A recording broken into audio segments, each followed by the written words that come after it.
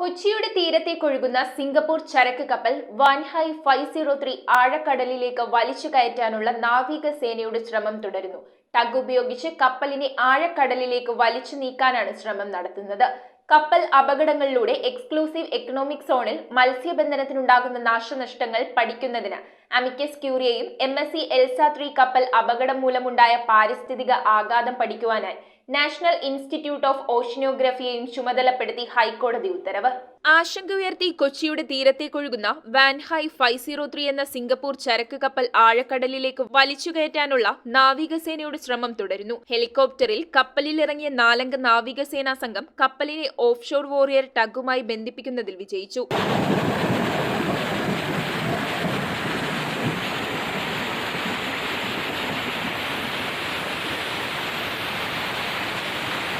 Tug ഉപയോഗിച്ച് കപ്പലിനെ ആഴക്കടലിലേക്ക് വലിച്ചു നീക്കാനാണ് ശ്രമം തുടരുന്നത്. കപ്പലിനെ വീണ്ടും ബന്ധിപ്പിക്കാൻ സാധിച്ചതിനാൽ തീരത്തേക്ക് കൂടുതൽ അടുക്കാതെ വലിച്ചു മാറ്റാൻ കഴിഞ്ഞേക്കുമെന്നാണ് നാവികസേനയുടെ പ്രതീക്ഷ.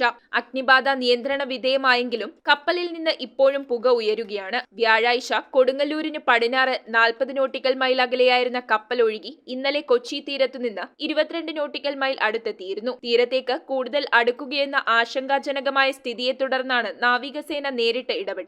കോസ്റ്റ് ഗാർഡും കപ്പൽ കമ്പനി നിയോഗിച്ച രക്ഷാപ്രവർത്തകരും കഴിഞ്ഞ ദിവസം കപ്പലിനെ ടഗുമായി ബന്ധിപ്പിച്ചെങ്കിലും കടൽ പ്രക്ഷുബ്ധമായതോടെ വലിച്ചു നീക്കൽ ദൌത്യം പരാജയപ്പെടുകയാണുണ്ടായത്. കേരള തീരത്ത് നടന്ന 2 കപ്പൽ അപകടങ്ങളിലൂടെ സമുദ്ര മലിനീകരണം മൂലം തീരത്തിന് 200 നോട്ടിക്കൽ മൈൽ അകലെ വരെയുള്ള എക്സ്ക്ലൂസീവ് ഇക്കണോമിക് സോണിൽ മത്സ്യബന്ധനത്തിനുണ്ടാകുന്ന നാശനഷ്ടങ്ങൾ നിശ്ചയിക്കുന്നതിന് വേണ്ടി ഹൈക്കോടതി അമിക്കസ് ക്യൂറിയെ നിയമിച്ച് ഉത്തരവായിട്ടുണ്ട്.